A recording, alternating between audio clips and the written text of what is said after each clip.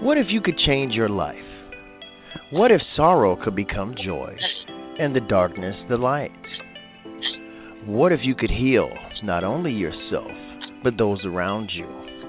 Well, you can. It's called alchemy. And these are the Alchemy Sisters. Join quantum karmic healer Jennie McDaniel and intuitive empowerment coach Mandee Elam for a magical journey into esoteric spiritual discussions. Brought to you by Heart Over Ego Radio. Hello and welcome to the Alchemy Sisters. You are back here with Mandee and Jennie. Hey Jennie, how you doing? I'm doing pretty good. How about you, Mandee? You know, I gotta say, considering everything that's happening in the world right now with the coronavirus and all the things that brings in, overall, individually, I'm doing pretty good and feeling grateful, and I'm feeling the ripples of things slowing down, and I'm seeing people smile a lot more, like when they're out social distance walking or at the grocery store, and I've been liking that. What about you? I haven't left the house in weeks. I'm not sure how people are responding. I've really enjoyed my seclusion and my downtime and doing all my work remotely. That's a nice change. So I haven't really seen how people are responding. I do know that on Facebook, I'm in some Albuquerque groups, and a lot of people are claiming the virus isn't real and they're carrying on with life as usual.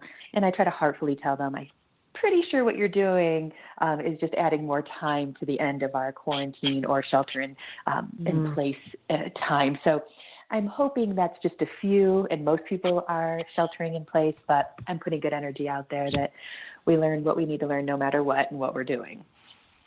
I agree. Well, with no further ado, I'm excited to bring our guest on tonight because I know she'll have lots of feedback about all this. Our guest tonight is Ellen Red. She's an Ascension Guide and Alchemist. Welcome, Ellen. How are you? I'm good. Thank you so much for having me. How are you doing?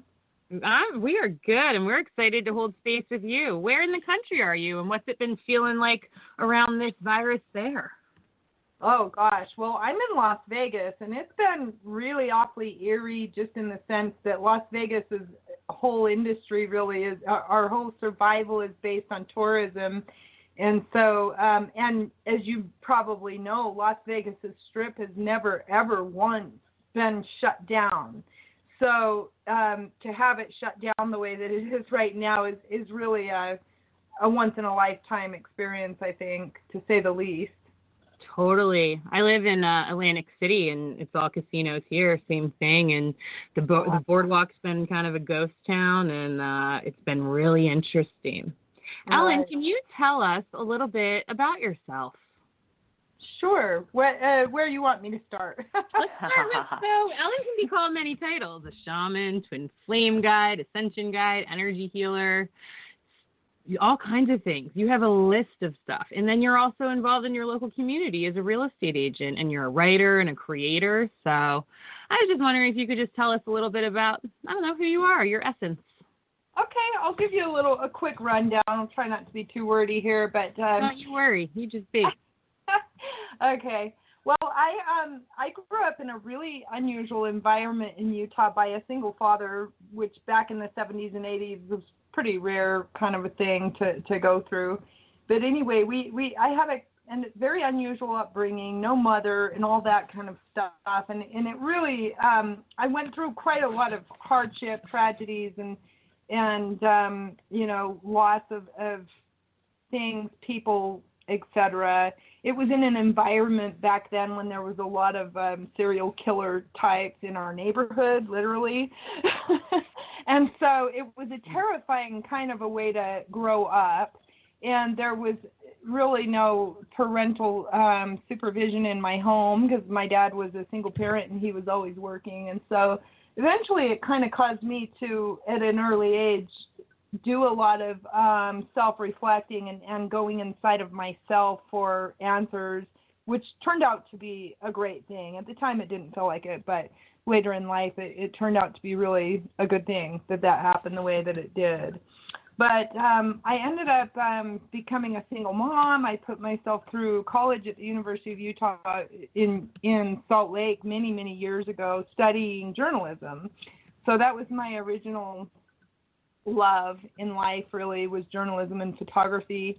And when I got in that industry and I started to realize how skewed it was and how corrupt and taint really it was to try to be a journalist and speak the truth and all the politics involved in that, it just turned me off really bad. And then I ended up moving to Las Vegas with my daughter and got into real estate. And then later on, I ended up having a full-blown Kundalini activation and awakening about 10 years ago.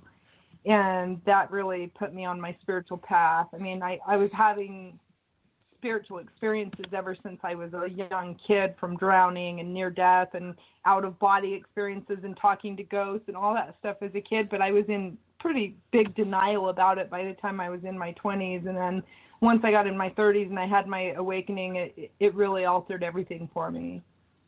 That's a quick rundown. Do you want to talk a little bit more about that spiritual awakening? Absolutely. So I guess for me, and I think for a lot of people, it came after a tremendous amount of tragedy. I think that's pretty common for most of us, isn't it? Yes. And yeah. So somehow or another, it seems like, the people that I know that have gone through awakenings really get almost in a sense broken. It's kind of like my outer self cracked, which would be what we call the ego, right? And so this false sense of self just cracked and crumbled in the midst of the tragedy that I was experiencing in my life. And when that happened, what do you want me to talk about here? I kind of feel like explaining to people what it feels like to have that. Yeah. Because Go for it. That's wonderful. Absolutely. But anyway, because I think there's so many people that are having different levels of consciousness or what they're calling awakenings or whatever. And there's different levels, I'm sure, because I know I've gone through plenty of them in my journey as well. But in this case, what it was like for me was, it was like I had been asleep inside of my skin for all of life, right? Like I was this sleeping zombie. And all of a sudden, my outer exterior cracked open and my soul came out. And it was like the genie in the movie where the genie comes out of the genie bottle, and I was a large soul. I came to life. There was colors and magic and energy everywhere, and I could see the soul in flowers and trees, and I could hear, them talking to me. And it was like a magical dream, And so it was that's why they call it an awakening. All of a sudden, all of your senses are alive, senses far beyond the five, right? Mhm. And it was so profound and so beautiful and so magical. And then, of course, after that happened, anyway, it led me to my twin son. And it's been almost 10 years now that we've been on that journey, the alchemical marriage and all of that.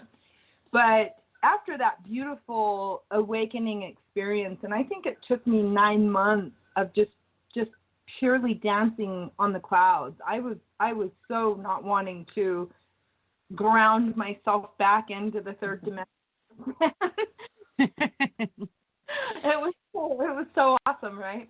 But after about 9 months, I really started to be able to integrate what that means, like how to take all of that knowledge and understanding of where we come from in the soul world and the beautiful, the sacredness of life and of living beings and of one another. It took me a while to kind of start to integrate that in the physical world and then get out in the world again and live amongst the people with that being my focal point from here on. Does that make sense? Yeah. Were you approximately 30? Were you in your 30s when you had this awakening? I was in my late 30s. I think I was around 36 or something like that. I was in my later 30s. And I was a single mom, and I like I said, I put myself through college. I had worked all these jobs. I was trying to make relationships work. They kept falling apart. My family had been a very challenging experience for me. I really didn't have any support in the world. It was always me and my kid, and that was it. And it got to be just too much, especially when my daughter got in her teenage years, and it really just started to break my heart. And I had so many failed relationships, and I worked so hard to get through college to do that journalism, and my heart was broken over that. And I was starting to see that the world just wasn't the way that everybody told me it was going to be. If you go to college, you'll have a good job, and you'll married, and you have your kids, and you'll be happy, and blah, blah, blah. And so I was already pretty much fed up to my eyeballs with all the bullcrap, and just seeing that the world really wasn't what everybody said it was. When you call the police and you need help because you're being, beat up in a domestic violence situation, the police buddy up with your ex because they're military people. Or my daughter went missing. It took 5 weeks to get a phone call back from the police department. 5 weeks for a missing child. But they're all over the street giving me tickets all the time. And so I started to look at things and be like, what is going on with this world? It's not anywhere near what, this cute little picture that everybody said it's supposed to be. What is really going on? And why are they selling cigarettes when cigarettes kill people by the millions every year? Why is this allowed? Why is it legal? You start to question things, and if you really look at it, you can't help but see that we live in a backwards world. And then after the awakening, I saw that really we're doing everything in this physical world opposite of where we come from spiritually, right? Yes, that's a big part of the challenge, no doubt. Coming here in a very heavy gravity, physical, egoic existence, being old souls, we're super sensitive. We're going to feel that. It's going to rub up against us. And it's so interesting that you were kind of like you were speaking, and you're a wonderful speaker, and I'm wildly engaged in what you're saying. But there's one thing that you said that I wanted to maybe shine a light on and have you explain. You said when your daughter became a teenager, that broke your heart. What exactly about that broke your heart? Well, teenagers want to become adults, and they want to be in their own, they want to be their own sovereign soul, which is fantastic because that's the truth of the soul. But our social structure, for one thing, and our family design, for another thing, it kind of can cause a little conflict in the sense that, they want to be adults yet, but they're not adults yet. They don't pay the bills or anything else. And somehow or another, you're the enemy because you're the authority figure in that situation. And so you, on the other hand of that, as the parent, are running around sacrificing everything you have to support the family, and they're looking at you like the enemy. And that's heartbreaking in and of itself, really. The dynamics of parent and child can be a bit heartbreaking in that regard. But of course, we know that evolves us as a soul.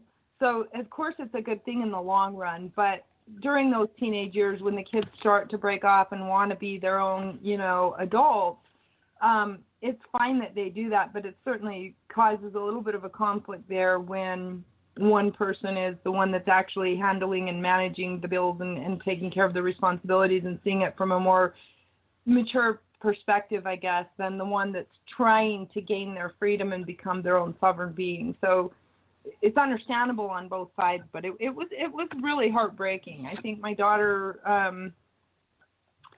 she was always a very, very good kid, but she was hurt, and she wanted to be, I don't know. It's just that those teenage years. They're awful for a reason. Maybe it's to prepare us to let them go. I don't know.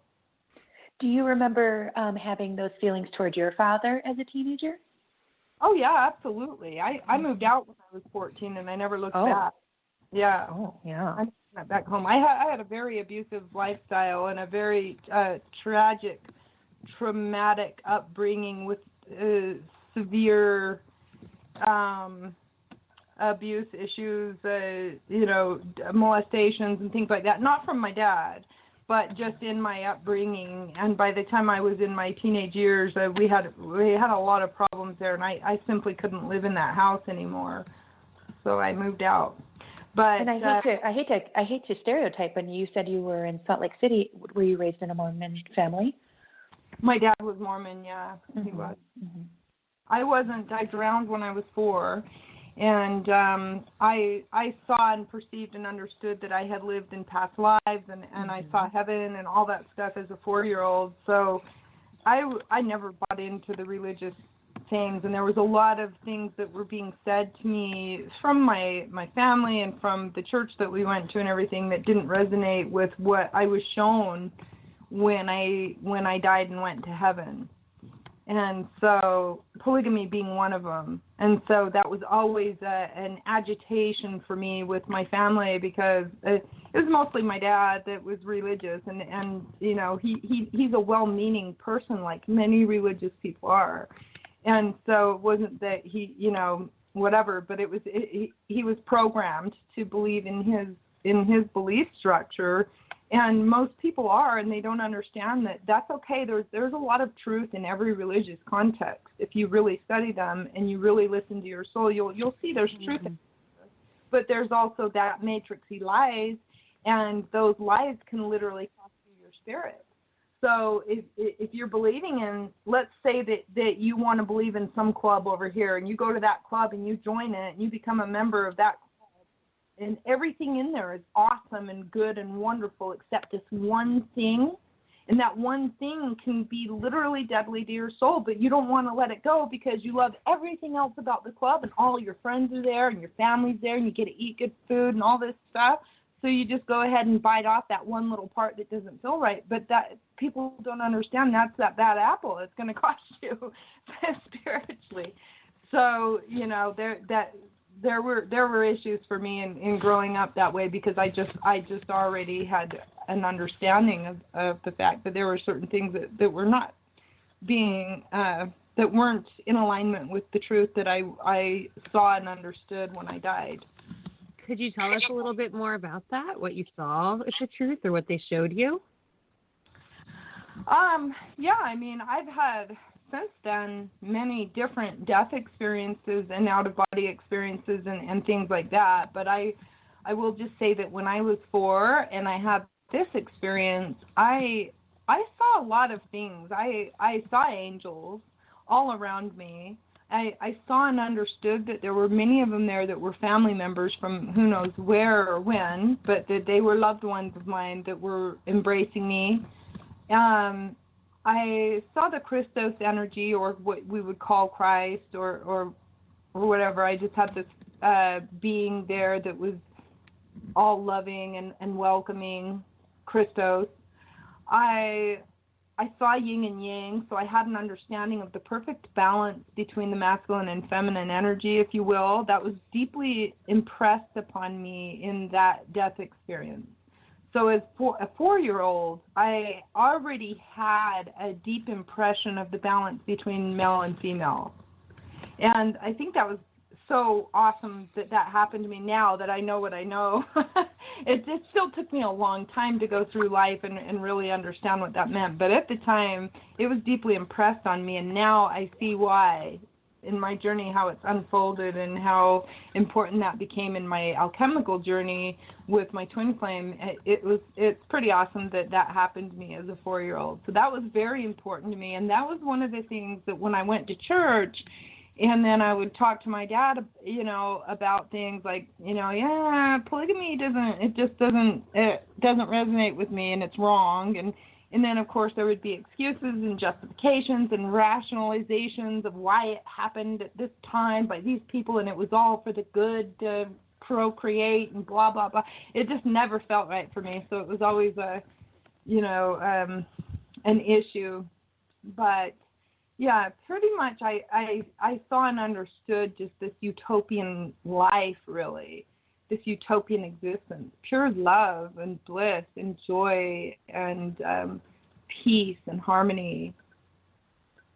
Do you remember making a decision to come back? On that occasion, no. On other death experiences, yes. In that one, I didn't make the decision. I got told that I was going to be going back. I do remember fighting about dying and going back to heaven because I was pissed off. I was born. I was like, what do you mean I'm dying already? I just got here. You know, I literally had that conversation with God while I was going through that. But in that occasion, they told me that I was going back, and I wasn't really like I said, oh, you know, I want to. That's the way that one went. However, I've had other out-of-body experiences where I was given the choice to come back, and I chose to come back because I had a daughter, you know. Mm-hmm. What year were you born, Helen? I was born in 1974. Nice. Yeah, good year. Yeah. Nice Vin. I'm not very good with numerology or any of that stuff, but yeah. No, I'm not either, but in some of my spiritual understandings, you pick the womb you come out of and you pick the time frame that you come into. And I just always like to ask when people are born, because I see that there is a lot of us light workers peppered at all times, but definitely into the 70s and into the 80s. There's a bunch of us, which would make sense if we knew some cataclysmic stuff was going to happen and we wanted to be mostly grown and adult when it kind of came to our plate, and here we are sitting at the table. Absolutely. and if you look back at it, everything's just perfectly divine, isn't it? It is.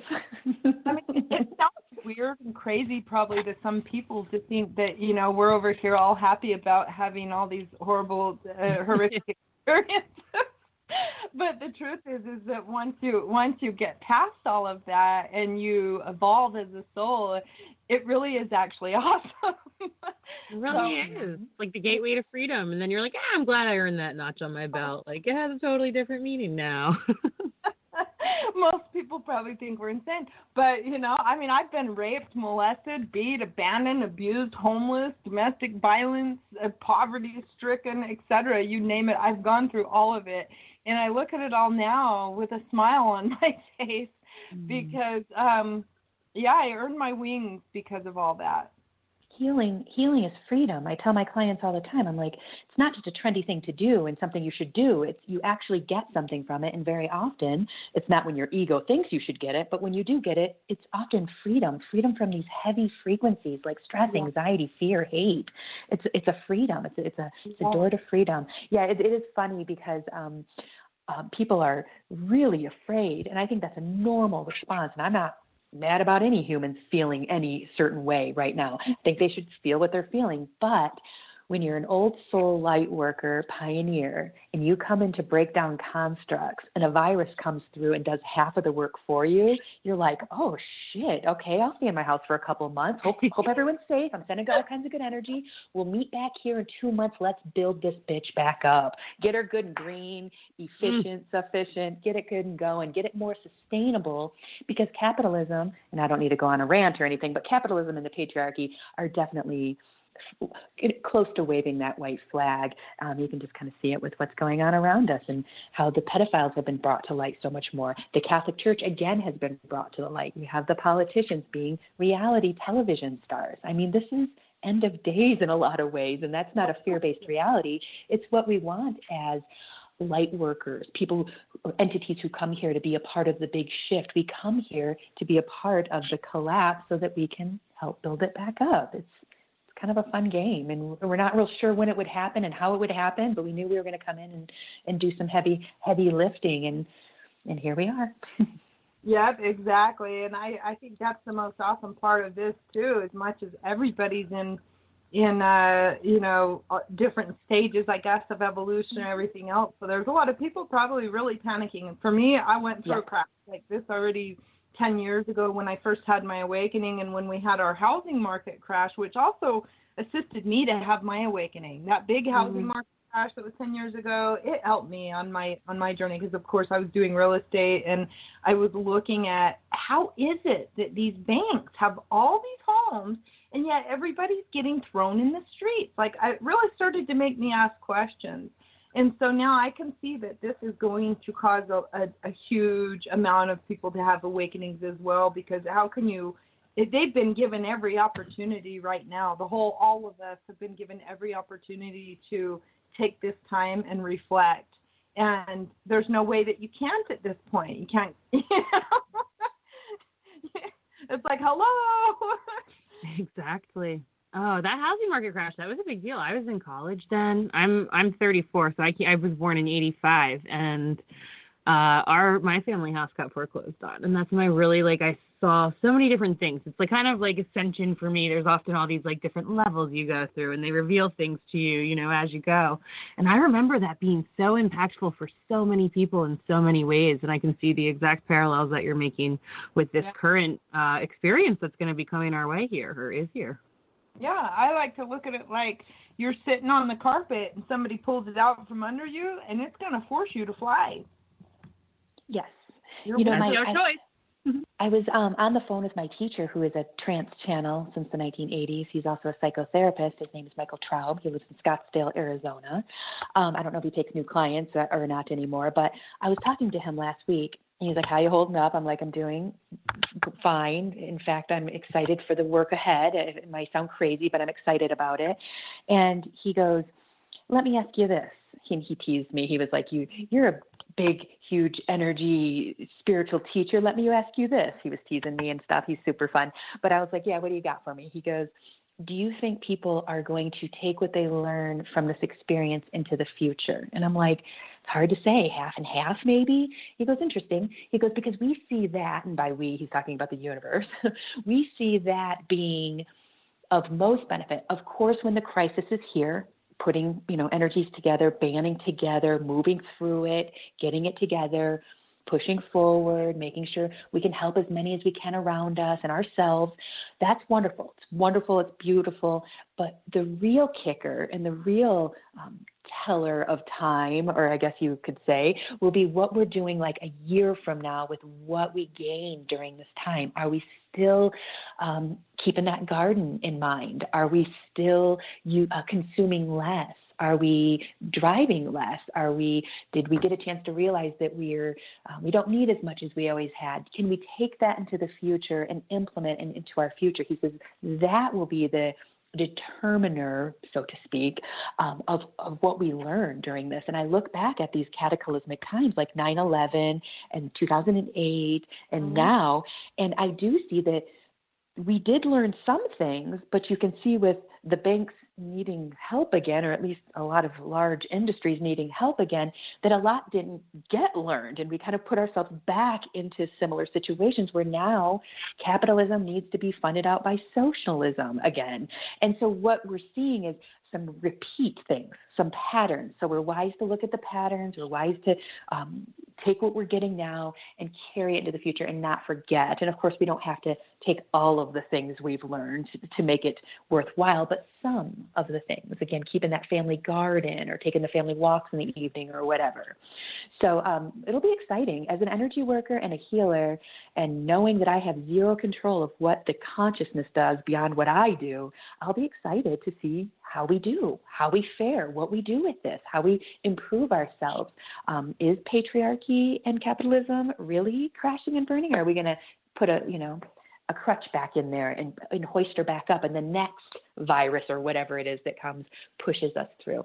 I don't know. I'm excited to be a part of it, and I'm glad I have people like you here, both of you, with me doing it. It makes me feel a little less stressed. Not that I often feel stressed, but it's reassuring that there's a bunch of us here doing the good work.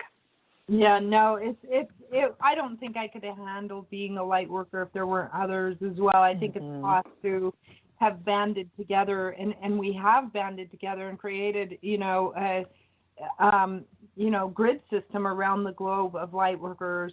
So I think that is super empowering, and I don't think that we had that before, and that's the difference between our ability to evolve in this stage of humanity versus, 100 years ago, because realistically, we have been having these cataclysmic events since the beginning of time. We just have, we only see one lifetime at a time unless you have conscious memory of past lives, which most people don't. But in reality, we're here in this one particular lifetime, so we're seeing everything only from you. in reality, these events and this type of control system or draconian systems and things like that have really been around in humanity's existence since the days of Atlantis, right? Atlantis and the yeah. So in reality, it's not necessarily that it's new. It's just new to us in the sense that we are in this lifetime starting to awaken here and be consciously aware of what we're dealing with.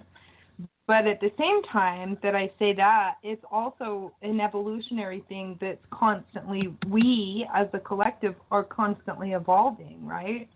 Yeah. So lifetime after lifetime we're evolving, and maybe that's why we all agreed that we were going to have this great awakening now, is that, I don't know, but... I feel like this revolution, it's because it's going to begin with inner evolution, you know, and part of the beautiful gift of us seeing one another and connecting on Facebook, like, you know, 100 years ago, 200 years ago, like we were all witch alone, you know, hanging out, like hoping we, you know, came up with something.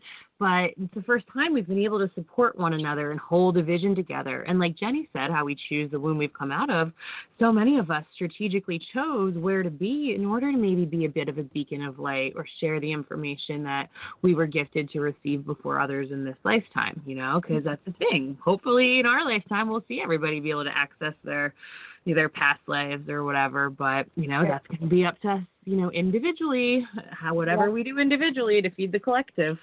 Yep, totally agree. That's actually one of my specialties is reading past lives. It's one of my mainstays. I'm also a channel and an energy worker, and a massage therapist and a hypnotherapist. But my favorite stuff is parallel lives, working with people to break down the construct that time exists to begin with, and then also being able to reach over, so to speak, into parallel existences. And we usually cut cords or siphon in energy, depending on what the situation is. And I find it to be wildly helpful. In fact, it was my first love. I was 8 years old watching Oprah. She was talking about past lives, had this guy on there who claimed he was in our Civil War, swore up and down he was there, had information he shouldn't have had. And this is like 1987, so before the web that we know it to be now. And I flipped my little head back. I wasn't raised with any religion, just middle class, white, middle America. Flipped my little head back. I was like, oh my God, we've been here before. I run outside. I get downloaded with ways I had died in a couple lives. And then from that moment on, I dropped it. I didn't think much of it. I knew we had lived before. And then as I aged, I started to see patterns on people, so to speak, where I could pinpoint some of their parallel or past lives. And then when I got into massage therapy school at 24, the top was just blown off at that point. It was you know, all fun and games. People were saying, I see colors when you massage me. What's going on? And I started to look into it, and I'm like, I'm an energy worker and a psychic. Okay, let's do them all together. So that's my path.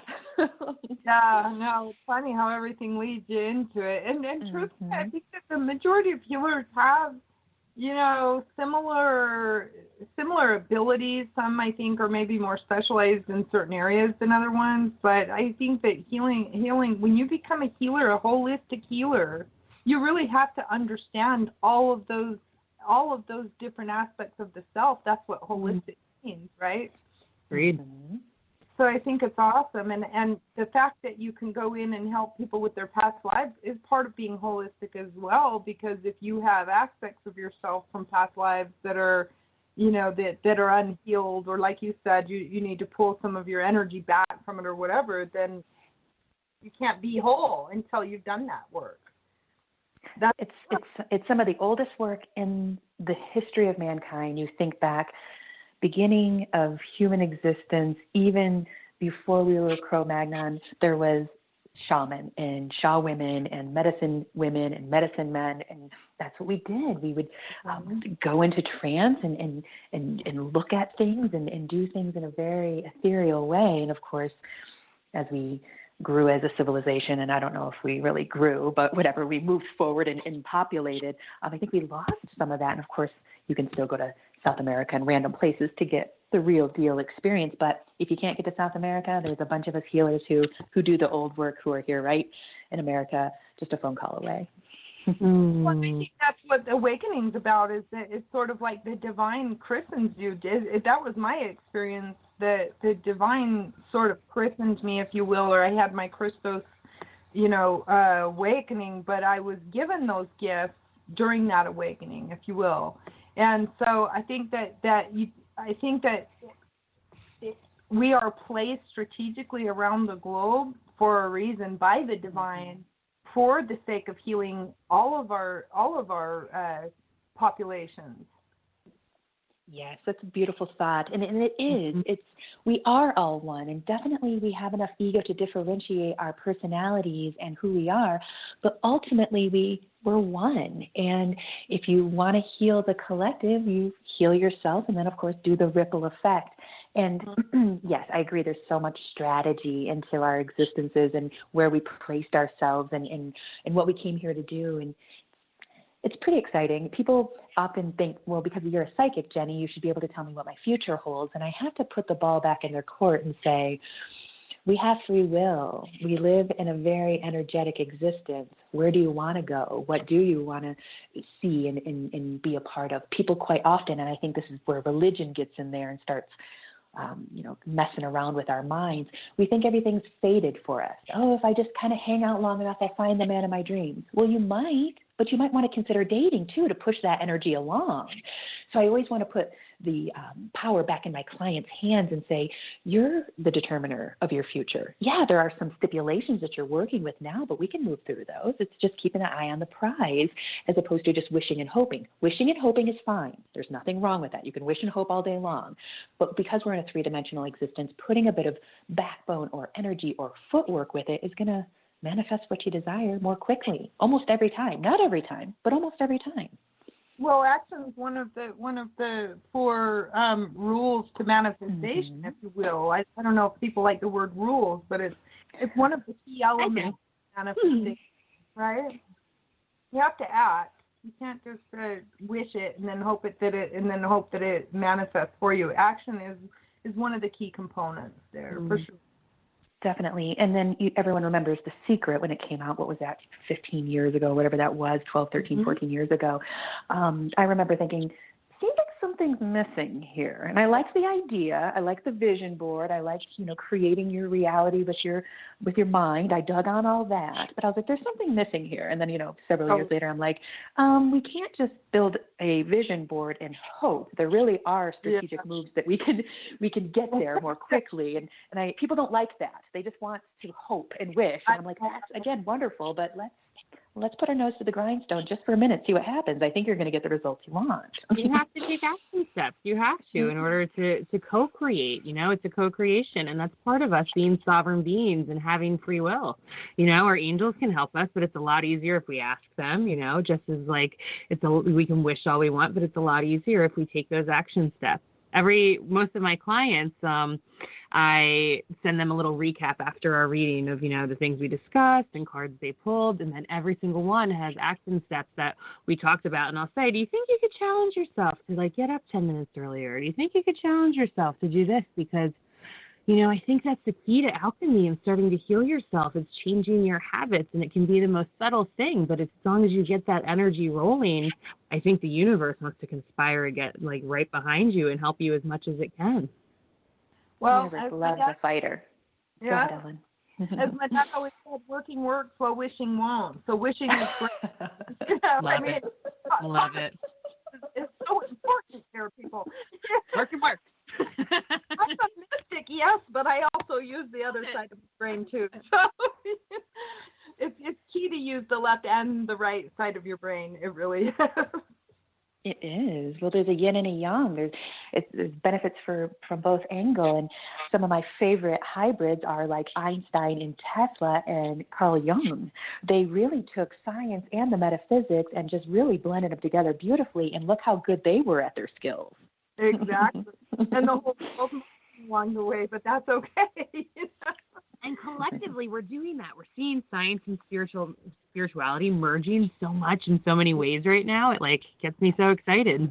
Yes, it is. It's really awesome to see where we're at. I think this is the most amazing time ever to be here. So congratulations, everybody that's here right now, because we are rock stars really in the cosmos. We are. Whenever I talk to spirit and channel for people, I often tell them, I'm like, we're kind of like the most on the edge hip reality show in the galaxy. They are watching us because we're scary sometimes, and we don't know what we're doing, but we're trying our bestest, and it's just impressive to watch us because we really are teetering. And again, it's like watching a good football game, being on the edge of the chair, fighting for the good team or whatever. So I often channel aliens, and I will say, hey, you're going to ever show yourself to us? And they're like, look at you guys. We're not going to do that. We're not going to freak everyone out or do more harm than good. We will, however, come through channels like you, and you can bring out the good word. And I'm like, that'll work for now. Right, I know. But we're so for that too. And honestly, I mean, I don't think that everybody would take it too well if they saw some funky alien right now. So not right now. Just our nerves are on edge. We're afraid. We just need to get our shit together a little more before that gets thrown on us. But I love throwing tools out all the time. What are some of your favorite tools that you use on yourself, or you teach some of your clients how to calm that anxiety right now while we're transmuting all this energy? Well, I really think that the most important key to ascension really is to stay in your present moment, in your I am presence, right? Right now, right here, how is my life? And I look around and the sun is shining, the dog's barking outside, everything's fine, I have food in my fridge. All this panic and chaos really is an energy for the most part. I'm not saying there's not some things going on in the world that aren't, fun or pleasant, but I'm saying that for the most part, regardless of what the TV and the Facebook and all your friends are saying, all the monkey chatter, just step back and get in your presence.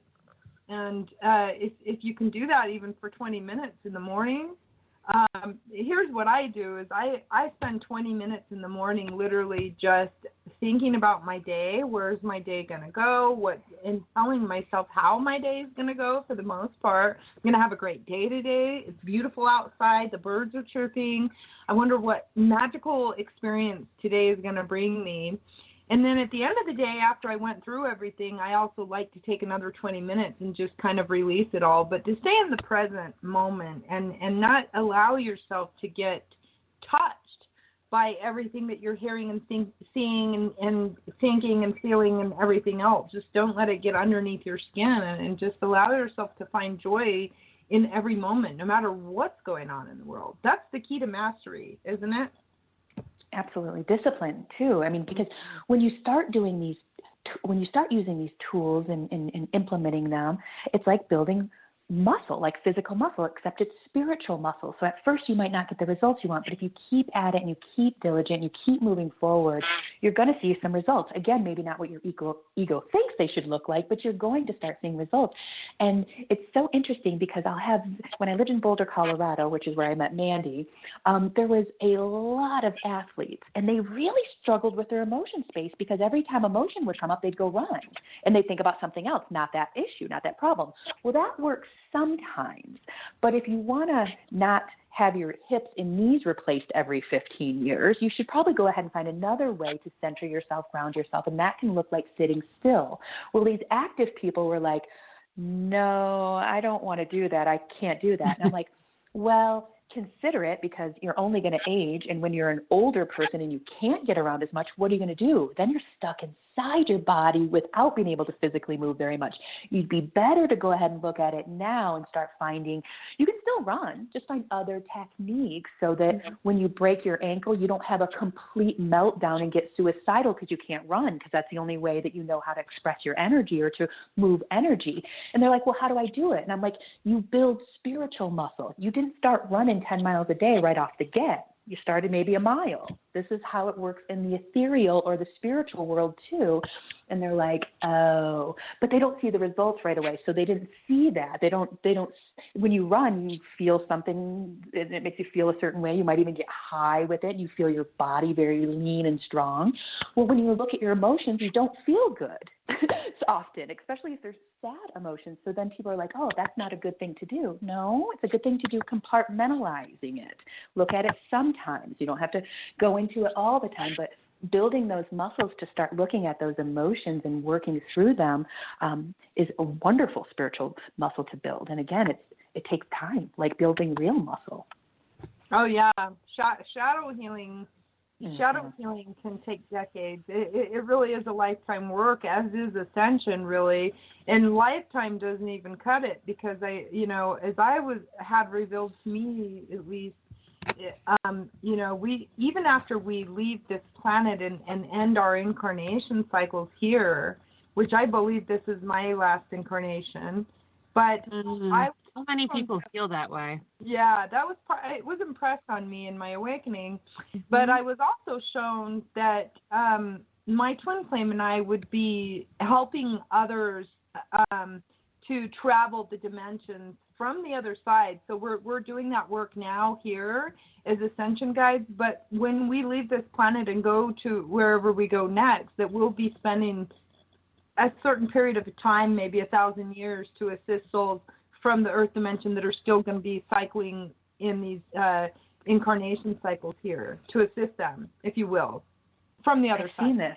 I've seen these visions that you speak of, and I often will tell people when I'm doing channeling for them, I'm like, oh yeah, when you go back to the non-physical, you like to do lots of things, energetically, so to speak, because I don't think we have bodies, or at least that's what's been told to me. It's all energy, the non-physical. But when you get back there, you have tasks and things you like to do. And some of the clients I read for are helper souls. They help an entity that has crossed, and they help them acclimate back to the non-physical.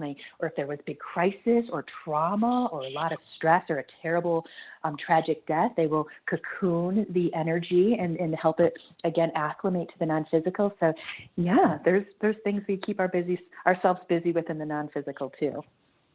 Well, and honestly, that's my understanding is that as we incarnate onto New Earth, or where we're going into New Earth, that we have eternal bodies. And that's part of the promises as we align with Source and do, I don't want to sound egocentric here, but to live righteously, right? And so, but that's one of the promises, is to have an eternal body in the fifth dimension. And I don't think any of us can really solidify that right now, but that was kind of an understanding that I had also. So somehow or another, we're going to have this split off with New Earth, which is what we're sort of creating now. We're creating it, and it already exists simultaneously, right? If that makes sense. It does. We dig it. Yeah, but it was my understanding that after we reach this level of ascension, and that we merge in our alchemical beings and things like that with our mates, we become immortalized. I don't know how to describe what I'm trying to look for here, but anyway, my understanding is that we would have eternal bodies, and that was one of our promises. Whereas the souls that have gotten that stay or remain in the fourth dimensions, or those that we would call purgatory, they don't have the body right now. Does that make sense? Yeah. Interesting. Yeah. A very interesting perspective. So then we're in the new Earth when we finally ascend to that. What happens to the fourth and those souls trapped there? Have you seen anything for that? Well, I've seen a few things, at least, or been shown a few things in that regard, but just that the souls that are here now that are still not choosing love and making that decision, it's a split off now to where those that aren't choosing New Earth and the New Earth paradigm are going to have another cycle of 4,000 years to incarnate still on the third dimensional Earth. And the other souls, there's other souls that are in the fourth dimension that are, or purgatory or whatever you want to call it, they don't have a body right now because they lived out so many lives and they didn't, and they did a lot of bad deeds, if you will. And so they don't have a body anymore, was my understanding. And I don't know how to describe it other than that we all end up back with at the end of the day, in the very end, however many millions of years that may take, right? So there's always an opportunity for all beings to end up with Source, but that for a time they will not have a body, and there's a lot of work that they'll have to do from the non-physical perspective. Yeah, people often ask me about karma, and they say, well, what about Hitler? And I'm like, well, let's take a look at that, and we'll explain that, because indeed Hitler is a monster in the physical form, but he has a soul in heaven, and of course this is all debatable, and you can look at it any way you like, Right. but some of my understandings is he also had a neurological issue that was eating away at his brain. It may have been syphilis. It may have not been syphilis, but point being, he was very unbalanced in a lot of spaces, but the deterioration of his brain had him doing a lot of the crazy stuff. Not saying he would have done some of that stuff even if he didn't have the neurological disorder, but when he goes back to the non-physical, his higher self is like, boy, let's take a look at what you've done here, and how are we going to go ahead and learn karmically exactly what you did to these people. And that's when I pan back and say, well, what kind of lives would Hitler choose to come into? And they're like, how about child slave? A couple of those. How about a persecuted this, a persecuted that? And again, it's up to Hitler's higher self to go ahead and dispense the lessons or what have you. But very commonly, they'll come back as wildly abused individuals. So when people ask me, why is there so much bad stuff going on the planet? I'm like, this is karma. We come to this planet to experience, and no, I don't want there to be pain and suffering. But while there is pain and suffering here, there are souls taking advantage of that and learning from it. And again, it's unpleasant to think about sometimes, and certainly it's not comfortable, but indeed we're learning, and we're learning a lot. And this is a very heavy karmic planet to incarnate on. There's a lot of just, I guess, ego and learning and heaviness, and it's not easy. And my friends who are old souls, I say, oh, you think it's going to be easy because you're an old soul? Oh, no. It's going to be generally harder. Right. The more you ascend, the more your higher self and your guides hold you accountable, too. It's like my favorite quote is Dr. Maya Angelou, do the best you can until you know better. Then when you know better, do better. And I feel like the more you ascend, the more spiritually clear you become, the more, holistically clear you become, the more you're held accountable in a way, too. And to tell you the truth, I'm not a religious person, but there is a lot of truth in the Bibles and all of the different teachings around the globe, really. There's truth in everything. But, this was all prophesized also, including the fact that, sin itself is unbearable to the higher dimensions, right? So, and I know a lot of people don't like the word sin, but sin, its true meaning means against the self, which means against the soul, right? So the deeds that we do from our ego perspectives or whatnot really are becoming unbearable to those of us that are in the awakening journey or ascending, both our own deeds as well as others, if it's not in alignment with our high soul's truth, right? I find that to be truthful.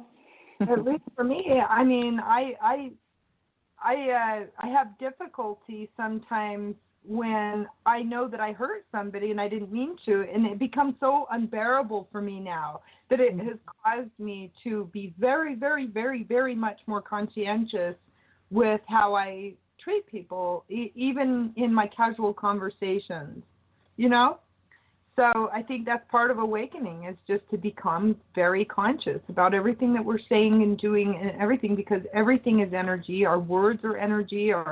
In the moment that we're unconscious, we're likely to do something not nice, even if it's unintentional. Yeah, we incarnated to use our senses and all of those things. And because of the way we designed our society, we've become so desensitized to so many things. And I've noticed part of, the ascension, part of these new babies coming in, part of things moving on, are people are starting to become a little bit more sensitive again, or desensitized. They're like, oh, I don't want to watch that or consume that. Or, you know what, that music does make me feel like crap. Let me listen to something else. Like in this quiet time, I think the most brilliant thing, whether this is a good thing happening to us or a bad thing happening to us or a whatever thing happening to us, this whole keeping 6 feet, I'm liking that a little bit, because it's giving some people for the first time ever, a chance to sit in their own biomagnetic field and be there for a long period of time. Right. Exactly. I think it's fantastic. And I think, of course, it's going to be painful for some people to go through the transition here. energetically speaking, just in taking their energy and bringing it into the self first. So for some of them who haven't been practicing, of course, it's going to be challenging for them, but I think it's fantastic. It's sort of like, there's really not a lot of other alternatives for them right now. So that hopefully will produce some good diamonds out of the deal here that we're experiencing. And it's definitely going to be interesting to see how things unfold, because I think that we do have parallel universes and parallel, potentials. So we have 12 potentials right now of which direction this can go in terms of how things are going to unfold in our physical world. And it is up to the collective. So how each of us react and respond is going to determine how things unfold for us. So I think it's awesome, and I also think it's important that we do, first of all, care for our own energy and keep ourselves in a state of peace and love, and don't allow all that fear, chaos energy to cause you to make stupid decisions. And then, take action on the things that you're inspired to do, from, caring for your own self and your own yard or whatever, to creating something awesome, to participating in helping change the direction that things are going, whatever it is that you're called to do. But doing it from a place of peace and keeping your mind open enough to see that there's maybe more going on here than just what the eye can see. Absolutely, and it's a perfect time to be an energy alchemist. So when the stress and fear and anxiety of the unknown and the current situation come in, notice it's an outside force. It's not you. You can control it. Start looking at that worry, stress, and anxiety and saying to it, hey, you're not helpful for my body. You don't change a thing, and you're making me tired and sick.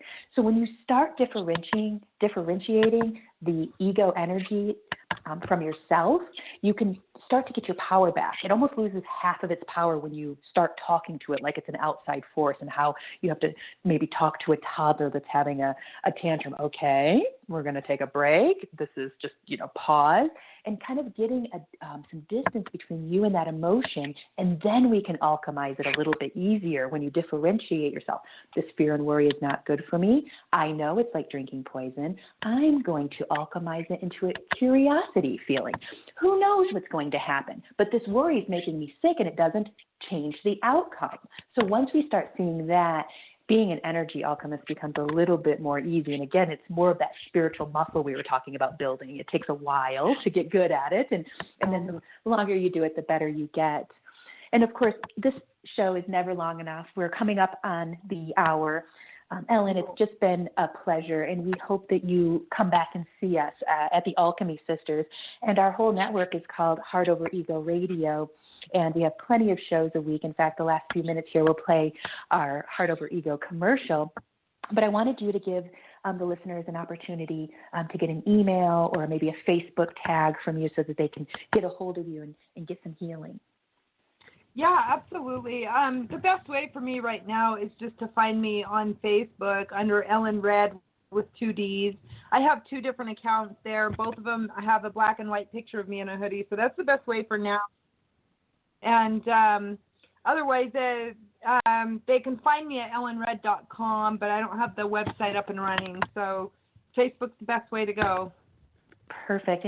And thank you so much. We appreciate you for showing up. Consider having your own show on our network. You would be excellent at it, and we would love to have you. Something to think about, and Mandee and I will absolutely be reaching out to you about your own show potentially in the future. You can hop on with us sometimes. We would appreciate that. Okay. Thank you so much. Thank you. You're welcome. And this is the Alchemy Sisters, and our network is Heart Over Ego Radio. Me and Mandee are here every Monday, 7 p.m. Eastern Standard Time. That's 5 p.m. Mountain Standard Time, 4 p.m. Pacific Standard Time. Like us on Facebook. Find our website, thealchemysisters.com. We give some sliding scale options if you want to work with us outside of our podcast.